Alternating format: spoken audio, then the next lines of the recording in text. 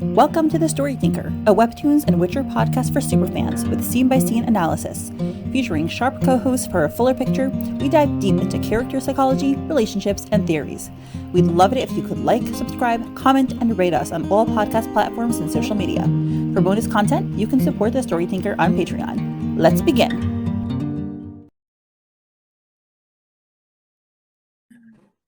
Hi everyone, and welcome to episode 173 of Let's Play, and we're here with Laura, Sabra, and Krystine. Hi. Everyone is waving so nicely. So yes, this we have 2 episodes, and this is a super juicy episode. So Sabra, take it away. All right. Your favorite blonde boy. The blonde boy. This is like so sweet and yet so heart-wrenching at the same time.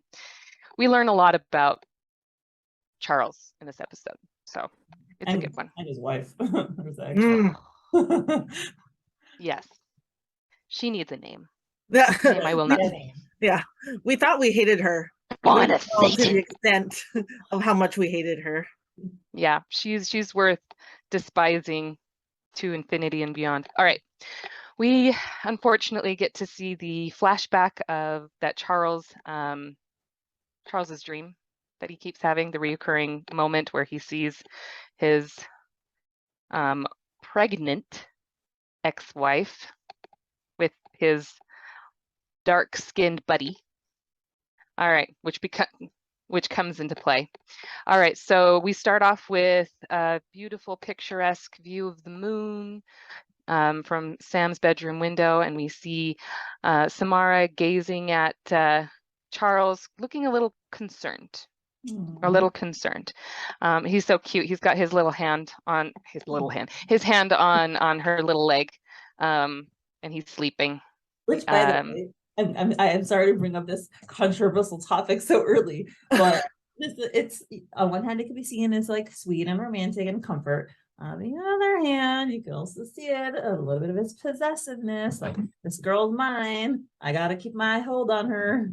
Yeah, but remember that Samara likes touch. Mm-hmm. She does like touch. For me, I'm very much touch is my love language. I love touch. So when my husband just puts his hand on my leg, like when I'm sleeping, I absolutely love that.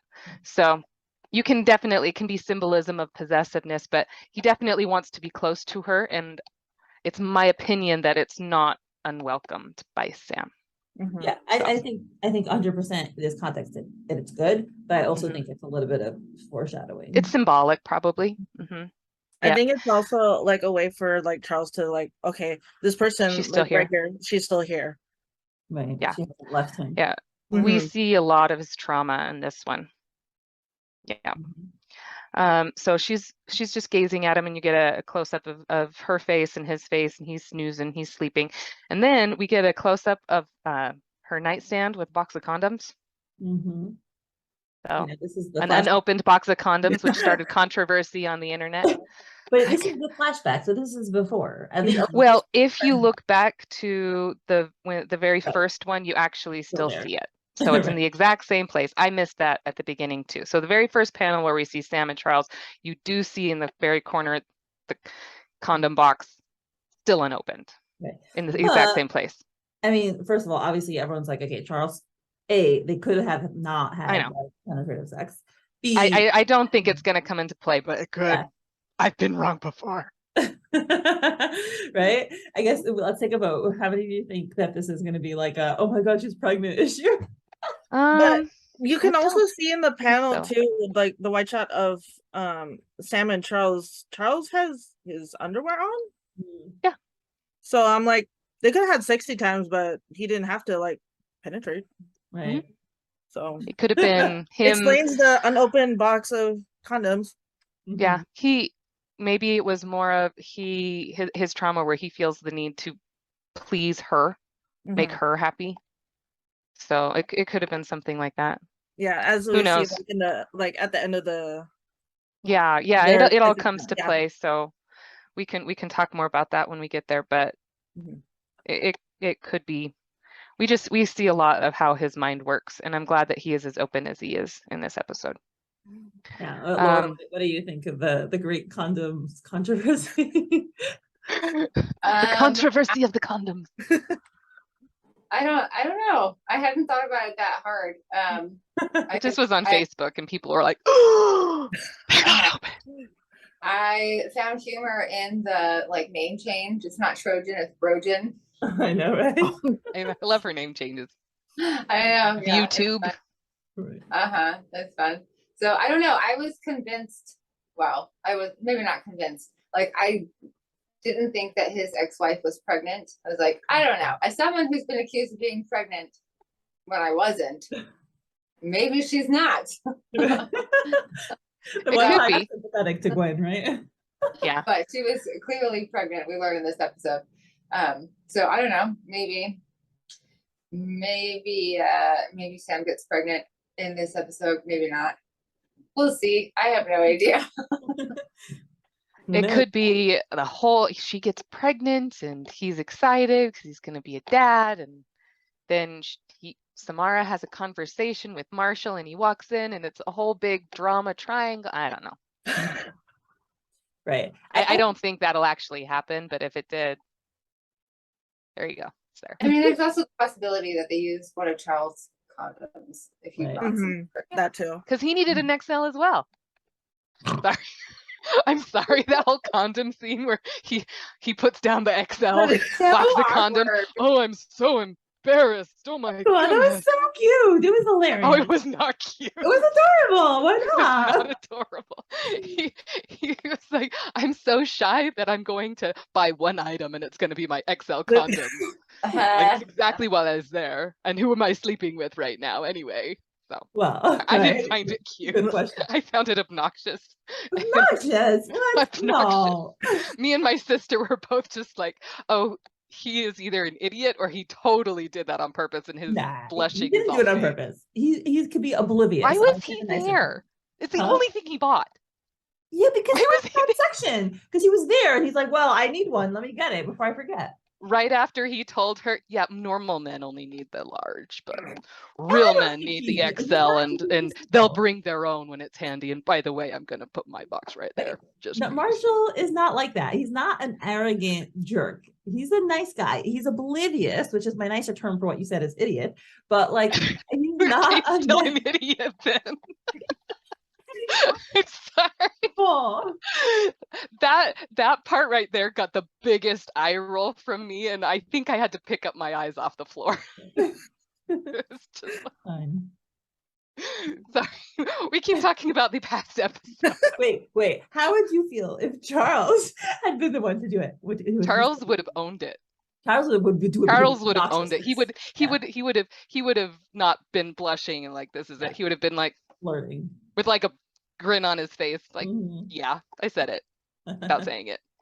Yep. So it's the shyness that seems farce to me. It seems if he put like a pile of groceries in there and like put it behind it, then maybe I'd believe you. But he's literally going to the store. He doesn't have anything in his bag, and he helps Samara, and then he comes by with just a box of condoms. Well, maybe he got distracted. He was like, I don't remember what else I came here for, but I do. Well, just whenever it comes up, be prepared. For someone in the future. Yeah. If he was really going to be embarrassed by it, he could have waited and got him later. It's the embarrassment that doesn't make sense to me. It's like if he really was embarrassed by that conversation. He was only embarrassed once Samara brought it up because like maybe he just didn't think it through. Okay, like he wasn't thinking.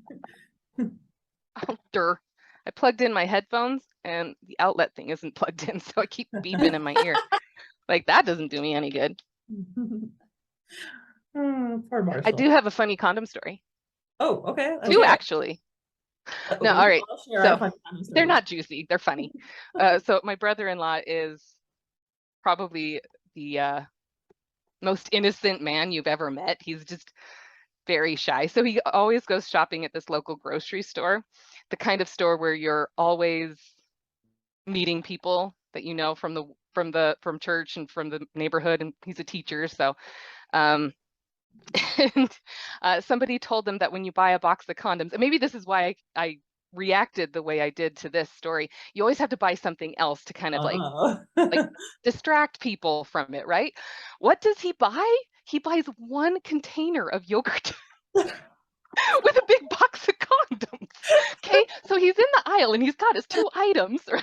And of course, his bishop is behind him with his wife, and he turns around to greet them. He's holding the box of condoms and the one yogurt. He's like, what did he say? It says, "Looks like you're gonna have a good night," right? The bishop, and he's like, "Yeah, yeah."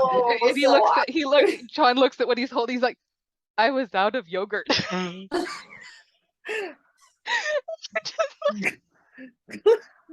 Out of yogurt.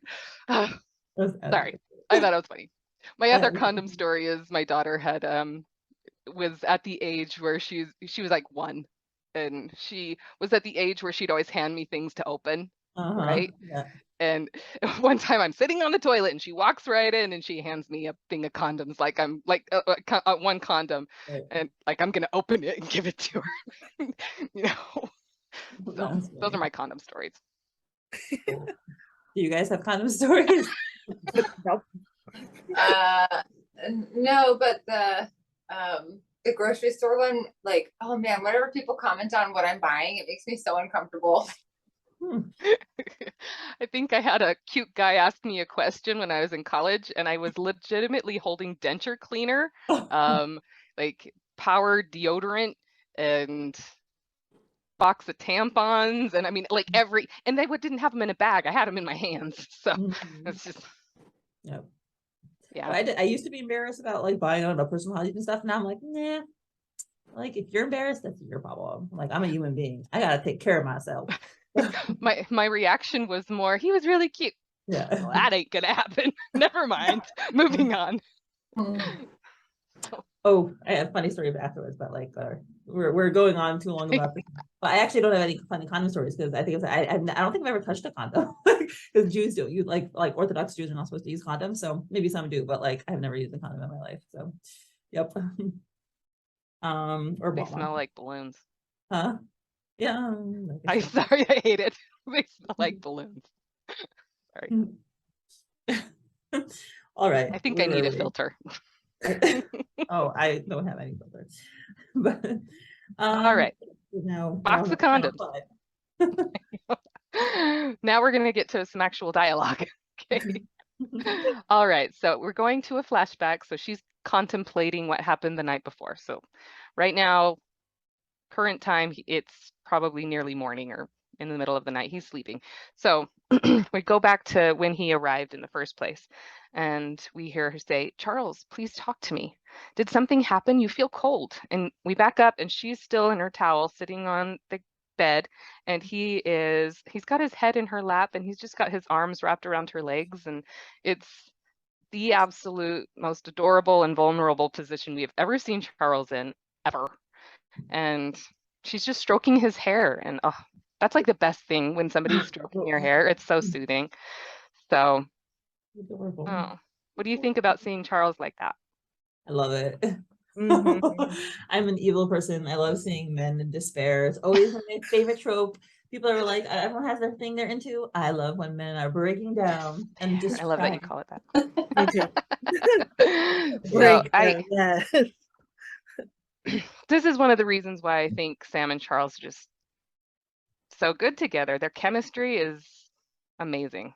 Like little things like this to me, it's amazing. I love it.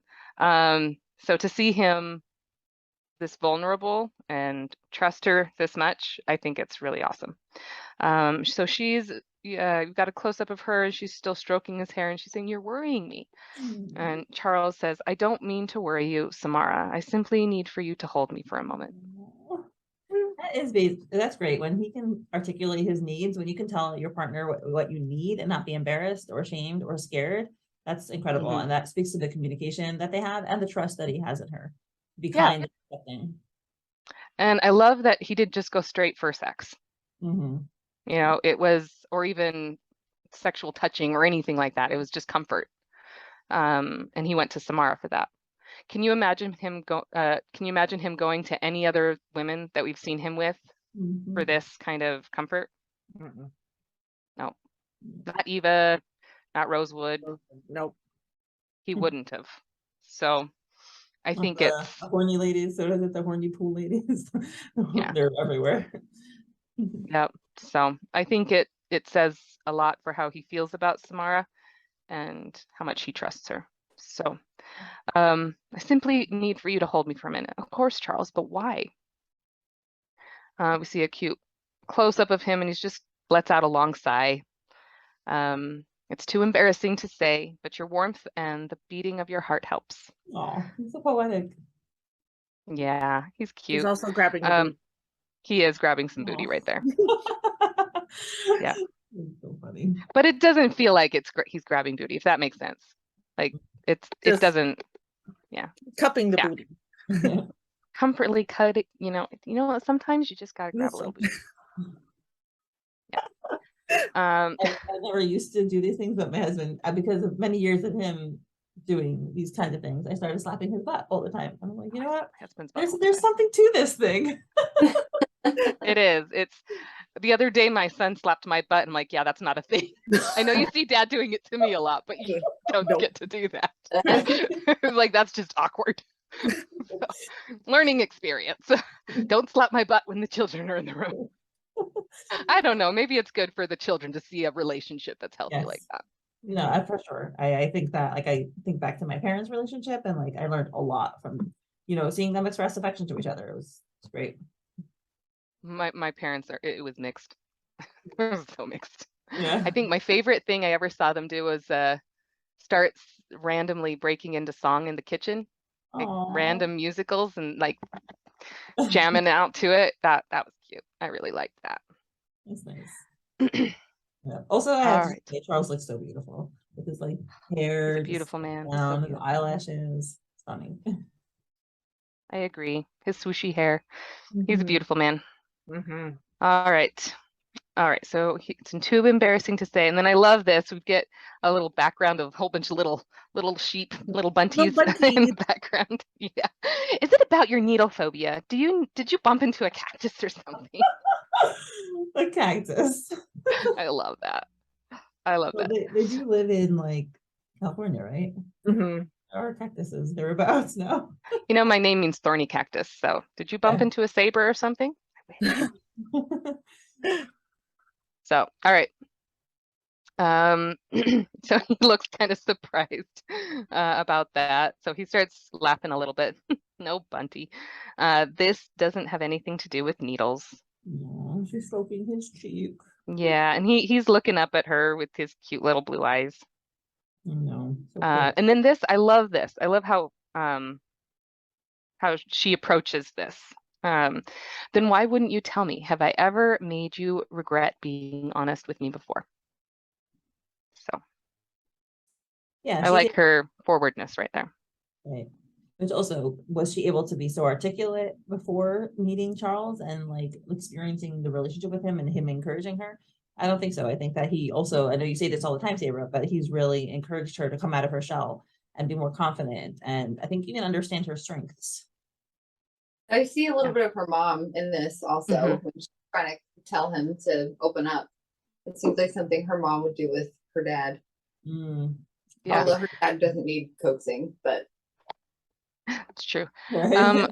I think this is why people gravitate to Sam, friendship-wise, is because she's very empathetic and open, and she likes to be there for people, and she's always been able to do that.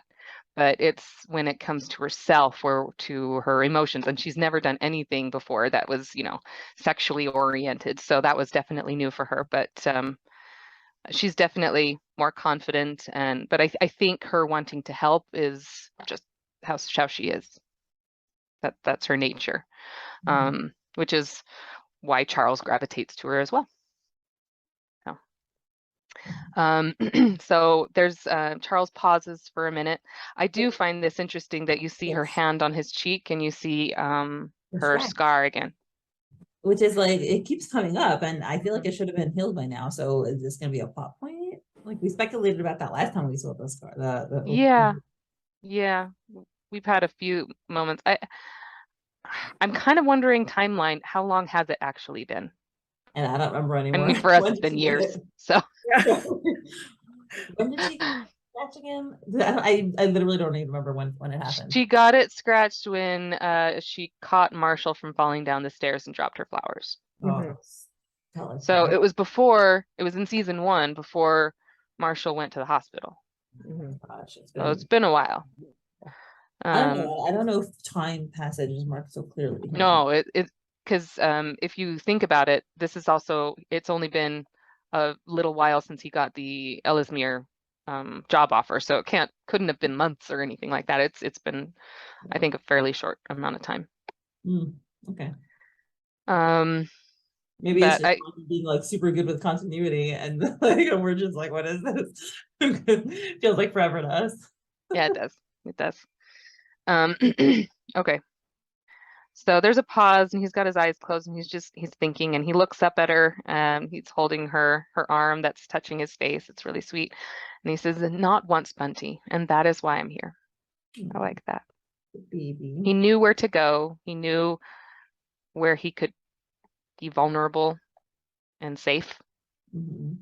The fact that he even went anywhere is awesome, because he's had these nightmares before many times. Mhm. So the fact that he actually sought out comfort, I think, is really awesome.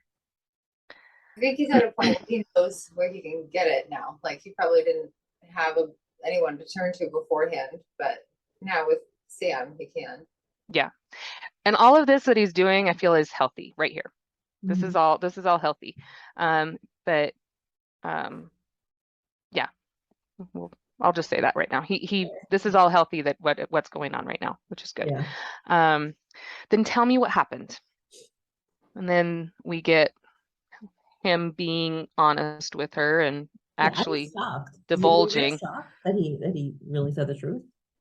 Not that he said the truth, but that he was willing to say it. Right. I don't think he would have I lied. why. I mean, I thought he would just be like, I don't want to talk about it now. I can't talk about it now. Yeah. Yeah. I was really happy that he opened up. Yeah, Laura and Krystine, were you surprised?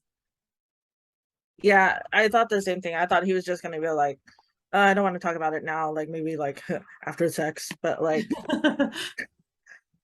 yeah, not like right away. I didn't think he was gonna open up that much.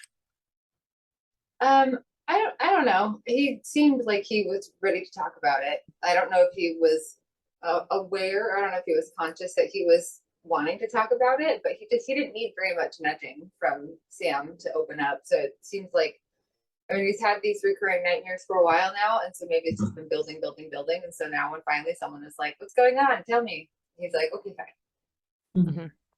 And Mangi said before, I can't remember where, that every time he had one of the flashbacks and where it would stop, we only see what Charles sees. So he's prevented himself from seeing himself open that door again and even contemplating it. He's prevented himself from thinking about it. So the fact that he's seeing this, we're trying to figure out if this is a good thing. Is this cathartic? Is this going to be healing, or is this going to build and just be more traumatic? Or I'm thinking it's going to be healing. Just the way the story is going, I'm thinking it's going to be a healing process for him. Not without drama, that's probably going to come up, but I think in the long run. Occurred to me. Remember how we thought that guy, that the guy that Gwen cheated with looked like, what's his name? Dean, Marshall's friend. I wonder if that will come up, in the sense that I don't think it's going to be Dean, but what if he gets triggered by seeing Dean? Like, Maybe. I know maybe it's like just lumping people together because of skin color, but that's my thing. It did kind of look like him, like the profile, it did look kind of similar. But as soon as I saw him in the bed, I even commented on Facebook. I'm like, the baby, you're going to be able to tell that it's not his. So made it easy to tell. All right. This is Charles opening up. You know, I was married once. Did you know that I caught them in the act? Yeah, Umid told me. My wife was pregnant at the time. And then, of course, we get a close-up of Samara just completely shocked. Her hair even looks shocked. Pregnant. You didn't tell me you had kids because I don't. Look at that The face. look on his face right here.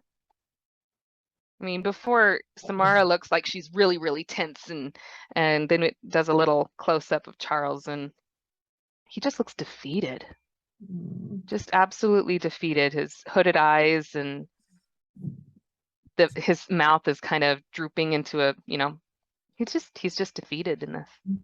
Like a dead expression. Yeah. Like he gave up. He gave up a long time ago.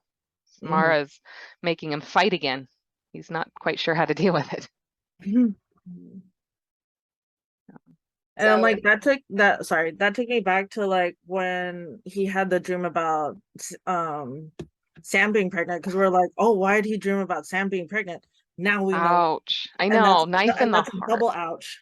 Yeah. Yeah. And the reaction that he had, it's just, it's something that he's wanted so badly. He wanted so badly, and he didn't get it, and he didn't feel like he could ever have it. I wonder, that's interesting you bring that up, Krystine, because in his dream, Sam was pregnant with twins. And so like here he says he felt like he lost. Oh, I just had a sad thought. Yeah, go ahead. If he's dreaming about Sam being pregnant with twins, is he trying to like overcompensate? Like he's trying to fill more of his life with like double with what he lost. Yeah, like the one that he lost, and then the one that was, that just is so it's like trying to, because I said it on Facebook, if it isn't his child, then he went through a grieving process. That child in his mind that was his, he was going to be a father. It might as well have just died. It wasn't just, oh, it's not mine. It's not something you can just let roll off your back. In his mind, his wife was pregnant with his child, and he was getting ready to be a father. He's imagining what it's going to be like to be a father, and then he sees the baby and knows. Yeah. Okay, so I'm currently pregnant. I can't imagine, having an affair, being pregnant from that affair, and then just like trying to hide it from my husband. That would be awful. I mean, what was her plan? Like, what was her plan? Maybe she assumed it was Charles's. I don't know. She probably knew. Yeah, maybe she didn't. Maybe she was sleeping with both of them simultaneously. Look, Charles didn't question that she was pregnant with his, so they're obviously sleeping together. Otherwise, he'd been like, "You're pregnant. We haven't had sex in 8 months." Huh. Go figure. Weird. How'd that happen? Yeah. But I've been putting a lot of energy into my pregnancy and like getting ready for the baby, obviously. And there's a word I learned as I've been getting ready for the baby, matrescence. It's like, your brain goes through a lot of hormonal changes when you're becoming a parent. It's like similar to when a kid becomes a teenager. There's like so many different hormonal changes happening. But it also happens for the partner as well. The partner goes through a lot of hormonal changes in preparation for the baby coming. So like Charles was going through that process with his wife, and then found out that the kid wasn't his. Yeah, you bring up a good point, Sabra. It probably did feel like a death to him. Well, he lost his wife, and he already knew at that point he'd lost his wife. And then he's even got more months of pregnancy left, and he still thinks it's his. And then the day of the birth. I wonder if she told him before, or if she, or like right then when they got caught, that she told him, well, hey, since you already know, by the way, this kid isn't yours. I don't know if she knew. Just it feels like the way he tells it, it feels like he didn't find out until the day of the birth. At least that's what it feels like. It was just heart-wrenching. Which, well, just as an aside, like you've got to. We're just going on the assumption that neither Charles nor his wife have any dark skin somewhere in their background, because like we Well, Charles does look like he's related to a polar bear. Yeah, I'm just saying, like whatever. But yeah, the way the story is told, obviously that's the assumption. So All right, moving on to the yes. So he tells Sam the child wasn't mine, and we see a little panel of the cute little baby. It's not the baby's fault. No, it's not. No, it's not. So It's a cute little baby with rosy cheeks, but it's just definitely not Charles's baby. Yeah. Sorry, your mom sucks. But Yeah. Yeah, Yeah. forgetting. Oh, by the way, never mind. I shouldn't say this, but we know someone that this happened to, literally the same thing. And the mom still claims that the kid is. Oh my gosh. Wow. The kid is the ex-husband's whatever. Anyway, it's really not funny because it like destroyed their whole life, but whatever. But anyway, I just remembered that was like literally the same thing. Also very similar, it was an interracial couple, so it was like, yeah, same thing. But yeah. Wow. So Charles continues, the affair had been going on longer than I could have imagined, and Sam just looks so sad for him. So She looks sad like for she's him. about to cry. Yeah, that's devastating news. So Charles continues. I felt like crying. I know, it's so sad. Ugh. So yeah, to your point earlier, Sabra, Charles says, I had told myself that despite my marriage falling apart, at least I would have my son by my side. But then I discovered he was never mine to begin with. Right. Okay, He'd even been there for the ultrasounds. If he knows the gender of his baby while he's waiting, he has been seeing the ultrasounds. He's been actively involved with this, and he feels like this child is his. Yeah. Well, I mean, unless like they already knew it was a boy by the time that she got cheated on, but yeah. Well, no, like while the baby was still inside of her, I'm assuming that he was imagining this being the father, and he knew the gender of the baby. That's what I'm imagining. Right. It does sound like he's there. Continuing. Right. It sounds like now what you said, like he discovered it at the birth, not. Oh yeah, I get what you're saying. You're saying like from the moment he found out they were cheating to when the baby was born. I'm assuming it was when he found out she was pregnant before the cheating that he found out the gender of the baby, because she looks fairly well along, and you can find out the gender at like 16 weeks earlier if there's blood work done. So. Poor baby. Yep. So to what we were talking about earlier, Charles hadn't allowed himself, he had been blocking this that far on up until tonight. He said, I think I blocked out remembering that day for a long time, but tonight I had a nightmare where I saw the scene unfold once again. It was like losing them both all over again. How could I have not known? It's just so sad. And he's holding Samara's hand and is looking away, and he's like reliving it still. Yeah. Blaming himself also. Well, we'll see also in a bit. Yeah. So Sam says, oh, go ahead. Oh, I was just that the line before it, instead of the how I could have not known, it was like losing them both all over again. That one really. Yeah.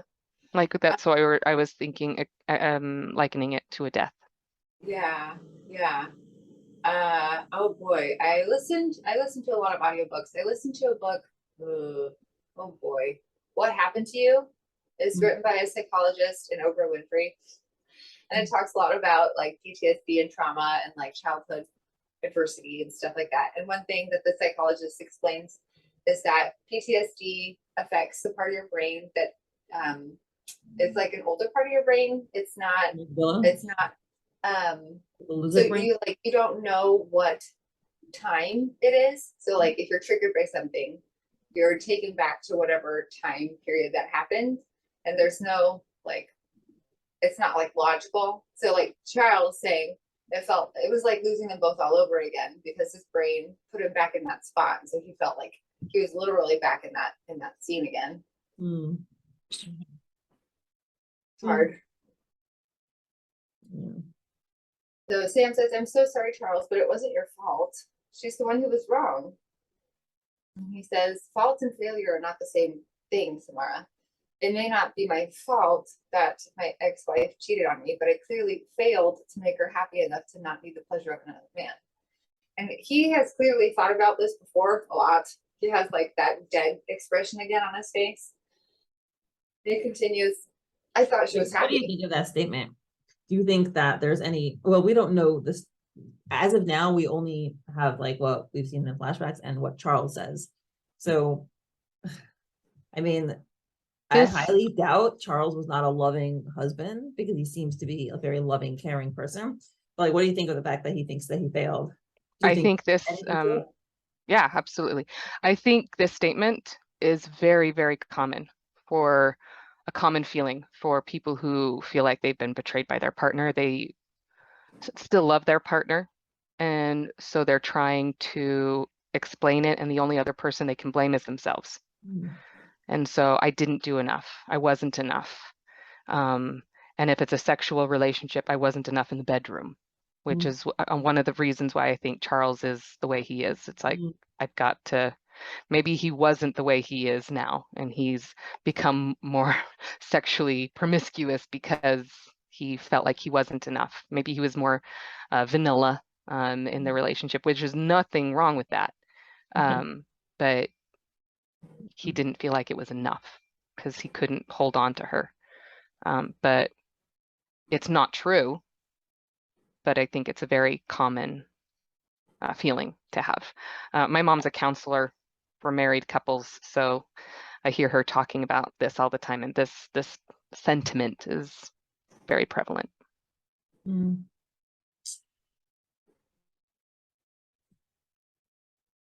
Yeah, I don't have anything else to add. Yeah. Yeah, I think that was well said. So he's continuing down that line of thought. I thought she was happy. How could I possibly trust my instincts again? Yeah, that's like another issue. Like, there's one thing with like, oh, I don't trust anyone, and then there's like trusting your own instincts. I mean, it He makes doesn't trust himself. It can distort your whole thinking. Mhm. I'm sure it does. I'm like pretty sure that we're gonna see Charles, run away, right? And I think that part of that will be his thinking, like, oh, she doesn't really love me. She doesn't really want me. She couldn't possibly want me, something like that. Yeah. Yeah, I have a feeling we'll see him panic in some way, shape, or form eventually, but hopefully he works through it. I mean, I really don't see him panicking and running away and then him just being gone from the story. I don't see that happening. Mangi's developed him too much as a character, and he's too important to just have him kind of disappear. Disappear for a while. Yeah, for a while, but I'm just saying. Then we have that mysterious ending that we're all wondering about. Remember the mysterious, like, we have never been done before ending? We shall see. So Samara is so insightful. She says, Charles, I can't imagine what you're going through. It must be awful. Validating him and being like, that really does suck. But if she never said you were failing, quote unquote, her, and that she was unhappy, then how were you supposed to know something was wrong? She wasn't honest with you in more ways than one. And she's, caressing his cheek, and it's really sweet. Don't try to make her mistakes your mistakes. She's the only one responsible for her actions, not you. It's a really good point. 100%. Wise Sam. Yep. I really like that he's been open with her, because I feel like she's not as in the dark anymore on who he is and how he is. She understands his coldness and aloofness a lot more. And she just takes it and goes with it. She doesn't question it. She doesn't chastise him for it or tell him to change. She's very understanding, and I think that's awesome. Yeah. And going back to like their body language, like he has reverted to like childlike. Like he's looking up at her. He's like hugging her knees. He just really needs to be comforted and receive this comfort. He looks like he's like, I don't know, just like soaking it in. Right, his mouth is open. That's, I think, a part of that receptiveness. His mouth was closed before, and then he opens it for that panel. Like, taking it in. Oh, right. He's like looking to her for guidance and affirmation and validation. It's beautiful. I'm so happy that he's here and that he's getting this, healthy script being told to him, and being told like, no, it wasn't your fault, and you're great and you're fine, or at least this was not your fault. Mm-hmm. Yeah, giving him permission to let go of that narrative. Mm-hmm. Yeah. And she continues, I hate seeing you hurting like this. I wish there was something I could do. And she sighs. You can stay the night here if you think it would help you sleep. And then he looks at her. Actually, Samara, you can help me. And he slips his hand under her towel. So typical. Every man ever. I can't know every man ever, but so many men I think do this. They turn to sex to like forget their problems. Oh, I have a different take on it. Really? I felt like he wasn't able to think about sex until he was able to like clear this emotional roadblock. Right. I agree. But at the end of the day, after that, he still wanted it. Yeah. Well, sure. I mean, she's literally in a towel. She just got out of the shower. Wet in a towel. She thought it was a booty call initially. She was ready for it. She wanted it. She was, yeah. Yeah. So they had an emotional connection, and now he's ready for some physical connection. And this is interesting. Like their body language is he's still lower than her, but he's like clearly taking a more aggressive stance with her. And says, spend your night with me. I mean, she just invited him to do that. He's literally in her apartment. Let me hold you and kiss you tonight. I want to be your whole world. And he's like creeping up on, that's not the right word. He's like getting, Stalking. Yeah. He's like crawling up on her in a very good way. Yeah. I kept doing this with my hand. Yeah. Yeah. Leaning back. Yes. Yeah, she is. Sticking her boobies out because that's how Right. Yep. I want your every thought to be about me. So the only word that can escape your lips is my name. And he yanks the towel off her. Be mine tonight, Samara, and no one else's. And then they have a passionate kiss, and she's like been so blushy since he started coming on to her. I mean, I love the word there that describes the kiss. Fervent. Mm-hmm. Yeah. It's more of a genuine feeling. Prayer. Yeah, fervent. Fervent. It's usually used in a positive sense, positive light. I Yes, can now let's have the discussion about the language. Well, no. It's just I like that word. But I understand the scenario. Was a dance, and I just broken up with a boyfriend who was going to leave for a few years, and that's the reason he gave me. He was leaving, and so we were breaking up, and I was devastated. But I got asked out to the dance by somebody else, so I went. And while we were at the dance, I see my ex-boyfriend there dancing with somebody else, and he hadn't left yet. And he was going to leave in a little bit, but in my mind, it wasn't as nefarious. His mom asked him to ask this girl, and yeah. So, but I didn't, of course, know that, right? And so I have like a legitimate panic attack, and I just start crying. And my date was very, very sweet, and he takes me out of it was at the Capitol building, and he takes me out, and he just lets me spill my beans and talk about what was going on, and he just listened. And then we get ready to go, and we're in the car, and I'm again still crying, and he kisses me on the cheek.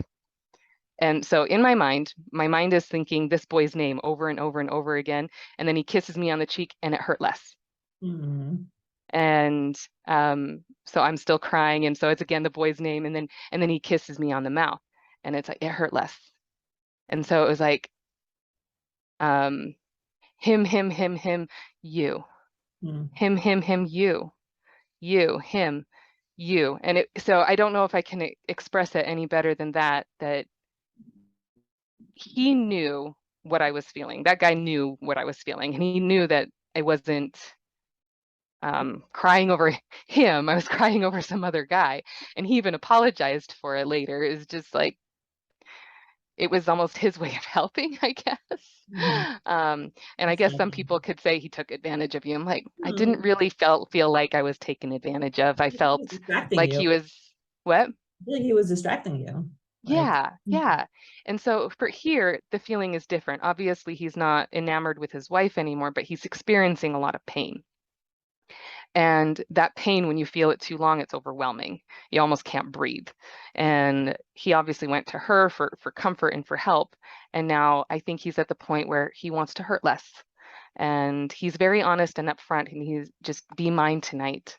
I need you to be mine. I need you to be thinking about me. I need to feel like I'm worth something, because she made me feel worthless. So while I know some people think it's a little bit negative in what he's doing right here, I completely understand it. And I can understand where he's coming from. Is it 100% healthy? I'm not sure, but he's completely 100% honest about it. And so I feel like it's okay. You know, she's helping him hurt less right now in a way that she's willing and able to do. That's my thought and my 2 cents about that. Yeah, I'll let you guys talk before because I also have thoughts on this. Your thoughts, Krystine? No, I'm just sad.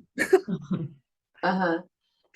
I feel like for Charles, it's he was really, really low, and then Sam is helping him come up, and so like starting to feel better. He just wants to like counteract that low with a high, and so he's like trying to balance out the evening by, sex, orgasm, and stuff. But I don't necessarily think it's a bad thing. I think it's really sweet, honestly, that he wants to have sex with her right after like being so open and vulnerable and like being attracted to her when she was like, I accept you for who you are and it's not your fault and you can let go of that. You don't have to take blame for someone else. It's like, yeah, I think it's sweet. Mm-hmm.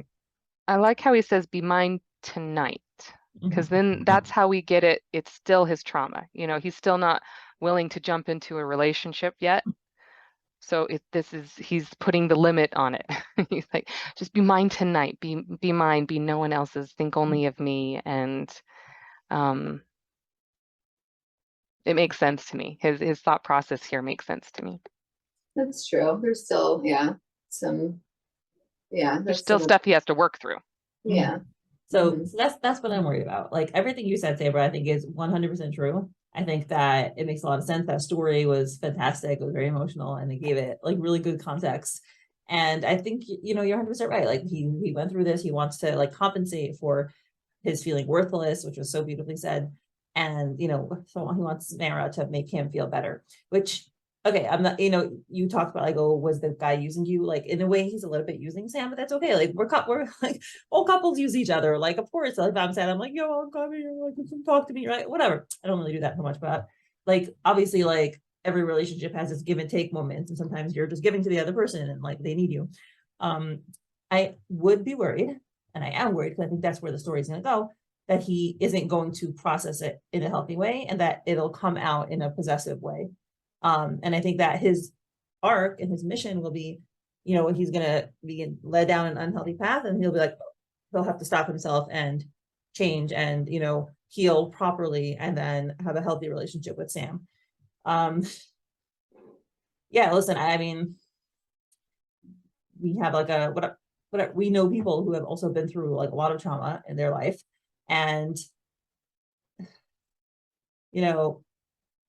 and led them to do very bad things to their spouse. So like, yeah, sure, we can understand how they got there and why they got there, but the fact that they never helped themselves and didn't process the trauma correctly, they ended up taking it out and repeating the cycle of abuse on their spouse. So I don't want him to go down that road, and if he doesn't heal himself, and I don't think Monica's writing a tragedy, I think she's writing something that will have the story, every character come to like redemption. I just do think that this is his issue, the possessiveness. Yeah, he's going through this process of feeling worthless, and now he's found someone who he's starting to trust again or open up to again, but because of that, he's latching on. And I think that I do think that we're going to get a possessive arc. And the question is it going to scare him and he's going to run away, or is it going to be, does he do something that he's going to regret? Say something that he's going to regret? I think it's more likely that he would say something that he would regret rather than do something that he would regret. I don't know, maybe punches Marshall in the face or something. I don't know. So we'll see. He definitely has a long journey ahead of him. But I think he's been taking good steps. That's the thing. I feel like even though we've been seeing some interesting things with the chains and things like that throughout and her feeling heavy when there's the shadow of the chains in the background, I feel like these steps are good, and we'll eventually get to a good place. It might be like my house where it's, darker before the dawn, right? Yeah. Things are being ripped out. It gets worse before it gets better. Yeah. I think that's how it's going. I think it's going like better, like something really bad, and then he's gonna pull back and go away, and then do his own contemplation and growing on the side. Yeah. Still wonder what he did at that party. So many questions still. I have a feeling we'll hear about it eventually, but soon, hopefully. Yep. I believe Laura, you're continuing. Yeah. So then we're back in the present, and Sam is sighing and looking at Charles, who's gently snoozing away. So cute. I know. I just accused me. It was me, there'd be like drool. He's so picturesque. And she touches his arm and she cuddles up with him and thinks to herself, "You say you don't want more from us, Charles. Instead," and she sighs, "I think you need more." Ooh, let's stop there for a second. Yeah, I think she's starting to pick up on what we were just talking about, like his trauma and his potential. Like maybe she's potentially feeling some of that possessiveness, but doesn't. I don't know. I have a question on what you guys think of how she's saying this. Okay, we've got the dialogue. I wish we could hear it in our head of how she's saying this, like the inflection, because I want to know, you say you don't want more from us, Charles. Instead, I think you need more. Now, is she saying this in kind of a, not negative, but in a worrisome way, where I think you need more than I can give you? Or is this, I think you need more? And that worries me. Or is she saying it like, I think this sounds a little bit more like her because she's the kind of one that puts a Band-Aid on everything and wants to fix people. But is she saying, you say you don't want more from us, but instead I think you need more and she wants to give it? What do you think? Do you think she's wary, or do you think she's wanting to fix him or be there to heal him, or I don't know. I think to heal him. Yeah. Is that what you get when you read that? Is that the tone? Well, like trying to worried, decide. but also like, because like that's who Sam is. Sam wants to like help anyone, everyone. So she's gonna help however, but probably like she doesn't know how. Yeah. Or, yeah. I think she's recognizing that Charles is not self-aware. And I don't think she's worried. I think she is just understanding that Charles has a blockage and that's causing him to, want to keep a distance and say, no, I don't want a relationship. But she's like, no, you actually do want more than what you say you want. You're like, no, let's just do physical. And she's like, you don't want just physical. The way she touches him, like I said earlier, touch is very important to Sam. The way she touches him while she's thinking this and then kind of snuggles into him and laying on his shoulder. Yeah, I think you're right. I think it's more of the, you say you want this contract, but I think we're getting to a point where we need to reevaluate. And I think we both know that we need more from this relationship than what that contract was allowing. And I think that's great. That also shows that she's reached a stage where I know, so I'll speak for myself. Like I was like starstruck with my husband because he's like really, really smart. And he was like 7.5 years old. Well, he still is 7.5 years older than me. And so I was like, wow, he was like mature and worldly. I was like, I grew up much more sheltered, and he was much more like experienced. So I was like starstruck with him. And then I remember like when I started realizing, wait a second, he doesn't know everything. And like he has some flaws, or like, he's like, sometimes he says things that are not correct. So I think that Sam also had that, like, wow, Charles is like, he's the mature one. I'm like Always collected and always right. knows the answer to everything. And yeah. And finally she's realizing, no, like this man has flaws. This man has emotions that he's not in touch with. This man has incorrect perceptions. Right. Broken in some ways. He's hurt. Yeah. It's trauma. Lots of trauma. And Laura, I know you were like, you looked like you were trying to find something words to say something before. I think you all said it. Yeah. I think she's realizing that their arrangement, their initial arrangement is not the direction they're heading. And so she is realizing that she probably needs to talk to him about it or something. And knowing Sam, she will. Yeah. Yeah, because she kept bringing the original arrangement back up. She's like, I'm sorry, I shouldn't have crossed that line. Like, she wants to make sure that she's respecting his boundaries. She understands why he has that contract now. Yeah. Yeah. Why he's put it in place. And she can kind of see that it's not helpful, and it's preventing him from healing, I think. Getting close to someone, allowing himself to feel close to someone again. Yeah, what's the best way to protect myself? Never get in relationships again. Yes. This is I have sex with people when I need it.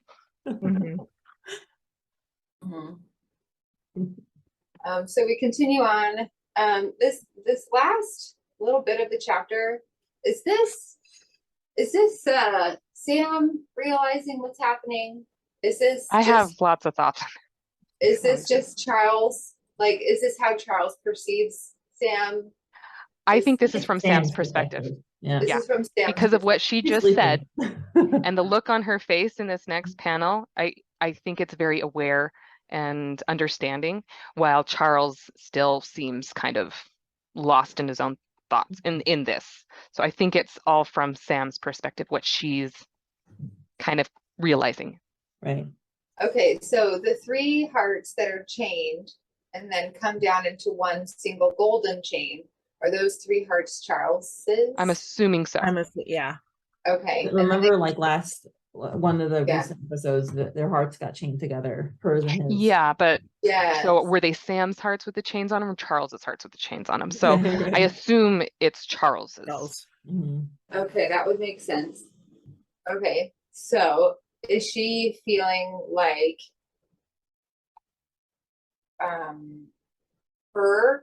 her being, her presence is turning the chains into one like golden rope, and the rope like are her wings? They do look like wings, the way they're it's wrapped around her. So here's my thought. Remember before how she kept on saying it feels heavy, and and you see the shadow of the chains, and it was feeling very ominous. I feel like that was because she didn't understand what was going on.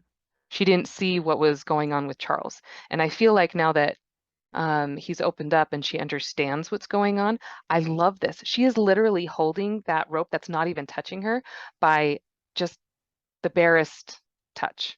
All she has to do is open up and those chains are gone. So she is not being bound by these chains. And I feel like that's her knowledge and that's kind of her power, and that light. And we see that all the time with, like, when Link, he went to her and he collected the light and he was able to share that. And I feel like that's the same thing that we're getting here. She understands now.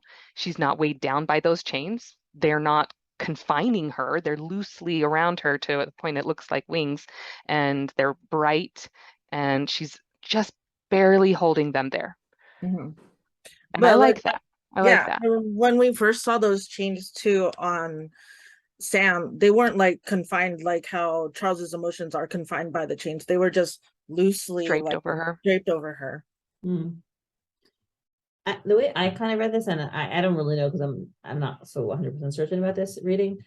To me, it looked like she was like his angel, because she's also wearing like that white dress, the nightgown, and Hmm. I feel like she's recognizing that she is the angel in his life, and she's like his saving grace. But it could also be, it could go either way. Like it could be a burden that's too much for She her. could let go of those. She could let go and be done with the situation. She's allowing them to be there because she's in this situation still. Mhm. I think it's showing that it could be a dangerous situation. Like it's right now, he sees her as a saving grace, a positive like force, and his light. But I do think that it could be bad, and I think that's why it's like kind of a mix. The chains is like the bad part, and then the gold and the light and the wings is the good part. Yeah, we started off with the chains just being normal before.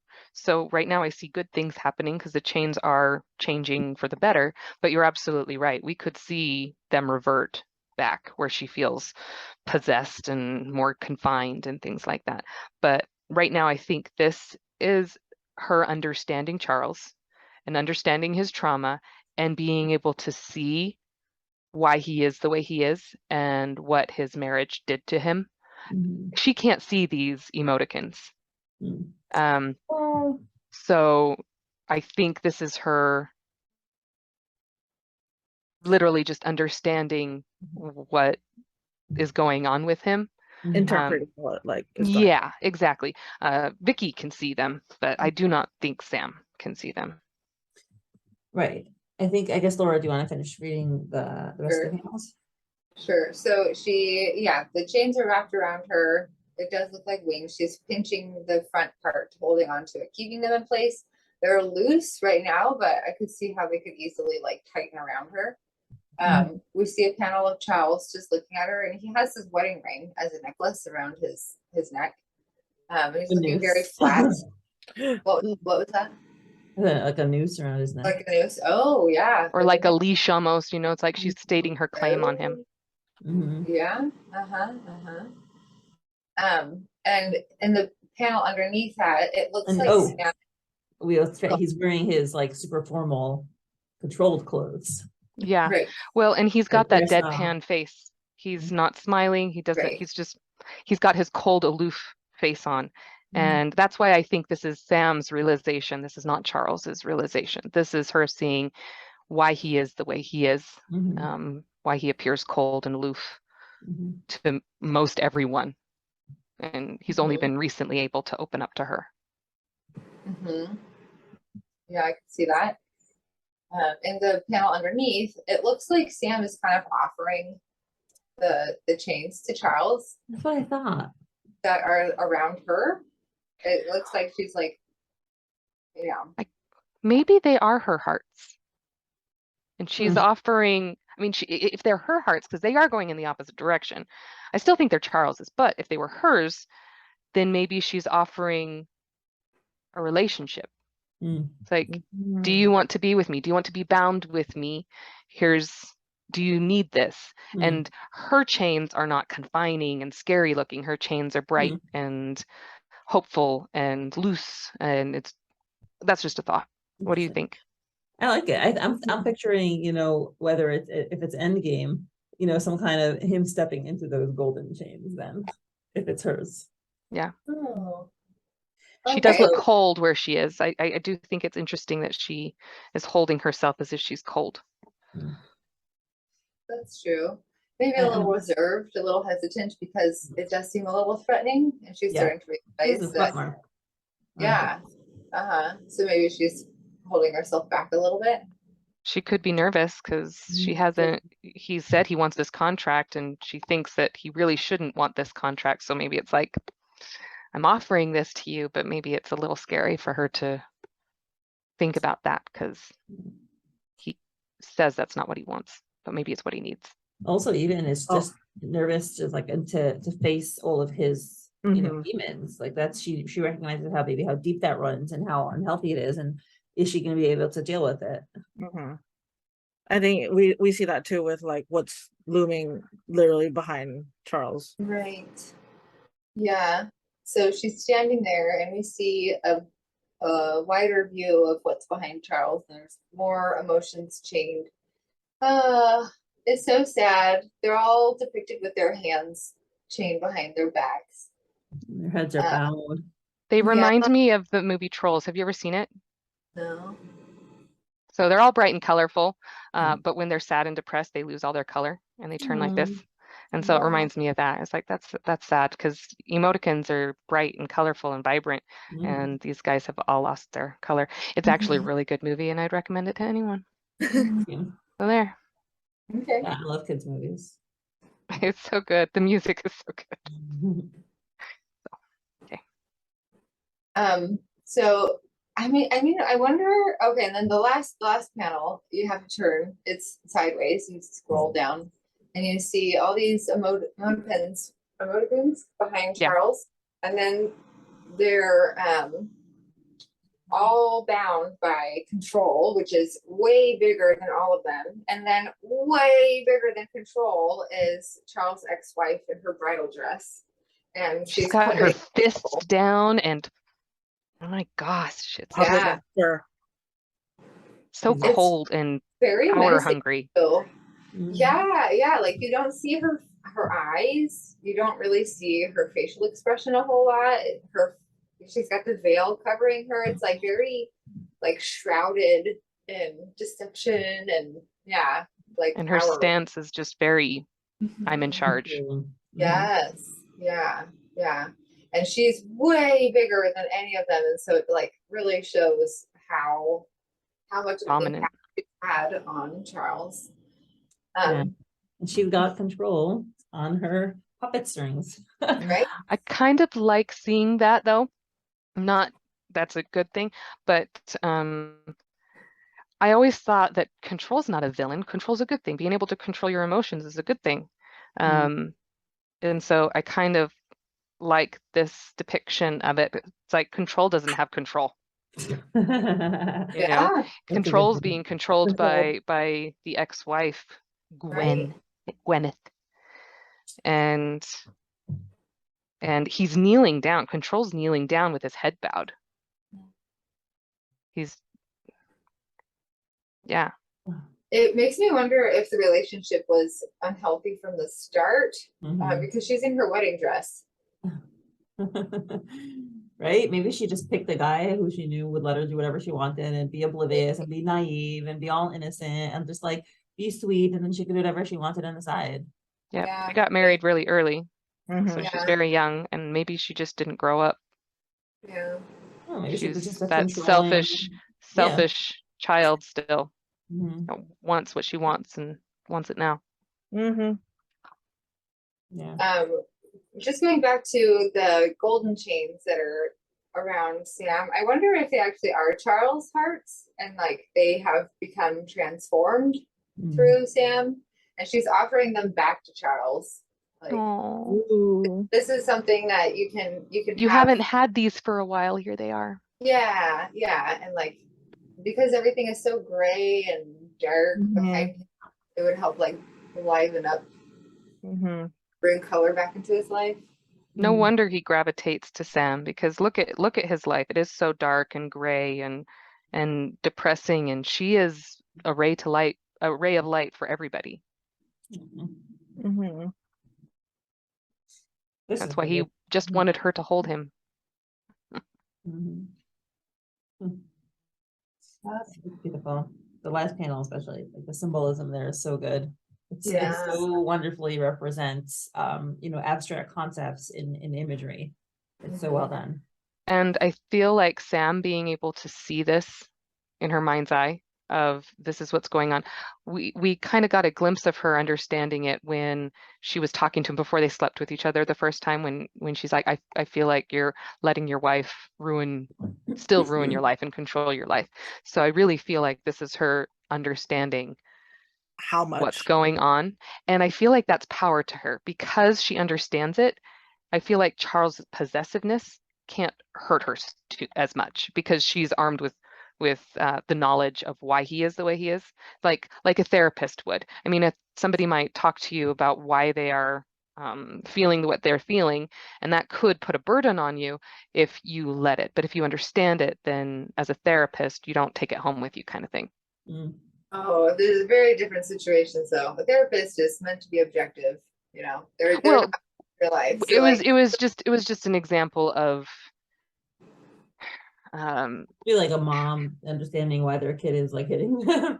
But I mean, I just have to I temper that with like, that's not, an explanation is not a justification for being ill treated, right? No, So we don't absolutely want not. Sam to accept bad behavior. Right. Charles's wife maybe was abused as a child or something like that. It doesn't justify what she's doing to Charles. Yeah.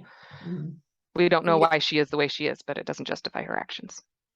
Yeah, and even though Sam like is having this realization and she can see it, doesn't mean that she won't be affected by it. Mm. Like the possessiveness and that may or may not come. The whatever Charles chooses to do from here on out, like on the one hand, she's never been in a relationship before, so maybe she wants to be in one with Charles so that she can help him. But that could turn into a burden, like we were saying earlier, and that could be really harmful for her. I know, it's tricky. Do you remember when Control dropped the chains? Mhm. That means something so much more different now that we know that Control was being controlled by the ex-wife. Oh, So I don't know if that was the moment that Control was able to break free from the ex-wife for a moment. I mean, she was able to gain control back, but now I want to go back and see when Control exactly dropped those chains, and then when he grabbed them again. It's like when did Gwyneth take control over Charles again? I don't think we saw Control grabbing it again. He dropped it, I think, like you said, before they slept together, if I recall correctly. Well, we see the chains again because that's after they wake up. We see the chains and it's mine, and so we might not see Control grab the chains physically, but we do see them like loosen, and I think in one part they tighten again. I don't know. I have to look back and see it. It's been a while since we've seen any emoticons. I was missing them. We haven't seen any of Sam's. Does anybody else miss them? Where's Lust? I know, right? That's the one you remember. Or Confrontation. I mean, they're all fun. I like that. Social anxiety, Social anxiety. just sucking on the face. Yeah. Awesome. Yeah. Good Wow. stuff. What a Are we great ready to? Oh, actually, before we move on to the next episode, what was your guys' favorite panel from this episode? Charles in her lap Oh, and her playing with his hair. That was just so sweet. this one? Oh, not that you can see it. Well, are we allowed to show it? It's still. Yeah, I mean it's only given to Fastmasters, so. Oh yeah. It didn't really show up. It kind of turned into Charles's face. I know. Back Whatever. I'm not gonna bother because it's gonna video on and off. But yeah. Okay, yeah, that's a cute one. How about you, Krystine? The last one. The last one was like, whoa. There's a lot of. That's my favorite There's a too. lot now. It's an amazing visual storytelling. Yeah, because when I saw that, I let out some expletives towards Charles' ex-wife. Many expletives. How dare you ruin him? I thought I hated you. Now I really hate you. Were like up there with Mr. Lawson, like ooh, girl. Let me get my hands on you. Yeah, I think that's my favorite as well, because it, like you said, Mindy, it is really great visual storytelling, and it's so profound. Yeah, I love the emoticons. She does so many good, powerful moments with them. I mean, when Marshall saw the dedication, and we see that was so powerful, or Monica walking away, and the alpha paw prints, her footsteps were the alpha paw prints, or the chain drop. There's just so many really, or the first time you see Control's face. Ooh, yeah. That's a good one.